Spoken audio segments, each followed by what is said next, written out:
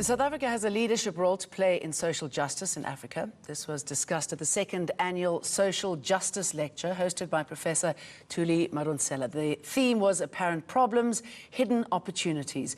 Amazing opportunities for social justice in the US and SA in 2021. Also up for discussion were the coronavirus pandemic, gender-based violence and student protests. Madonsela, the Law Trust Chair in Social Justice at Stellenbosch University, joins us to tell us more. Very good morning to you. So how can South Africa be a good leader here and on the continent?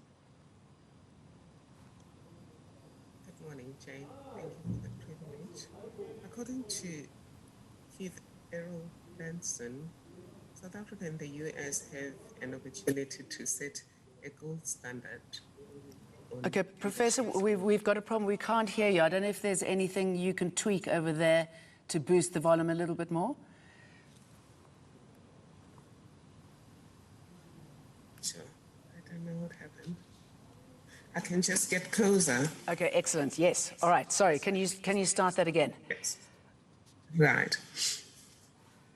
According to Keith Errol Benson, South Africa and the US have an opportunity to set a gold standard on leadership for social justice. He says that this is possible because there's plenty where Nelson Mandela and Martin Luther King came from.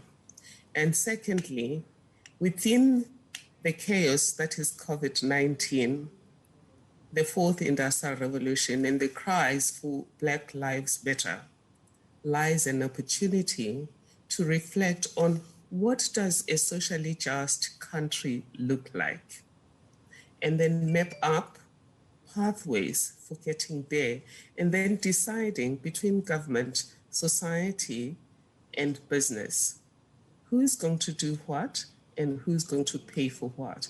And he believes that in these two countries, we do have the capacity to pay for social justice.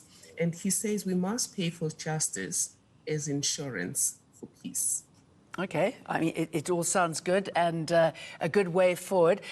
Sorry to be a bit of a party poop, but, you know, we've got things like high levels of corruption and the rot within so much of the leadership that we see, not only over there, but here as well. How do we compensate for that? How do we get around that in reaching good leadership?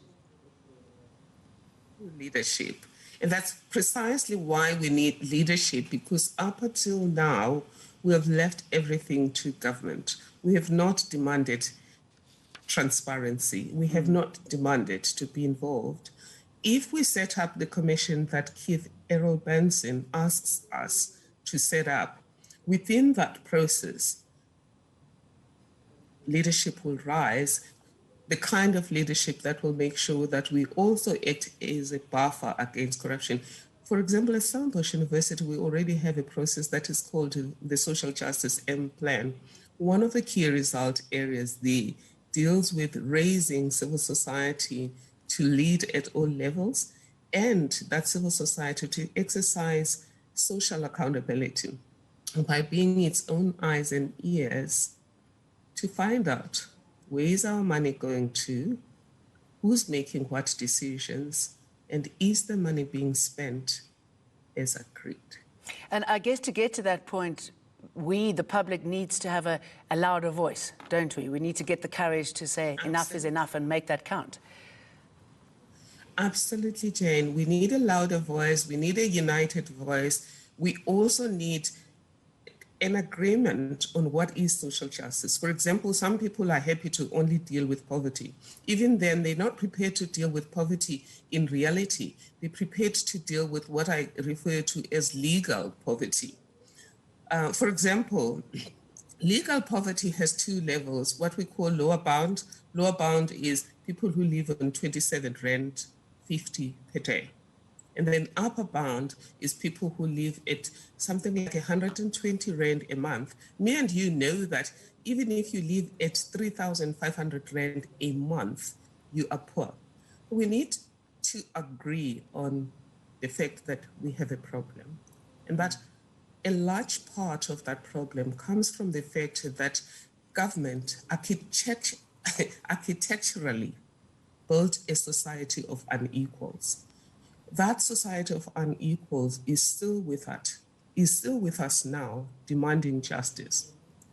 And if we ignore that justice, it will keep knocking in the form of social division, racial polarization, and crime. And that we won't be able to even make a difference on corruption unless everyone feels that democracy works for them. Okay, let's leave it on that call for action there, Professor Thuli Madonsela. Always good to talk to you. Thank you. Still to come in your sport, Jaco Prinsloo's quest for a second victory in 3 tournaments.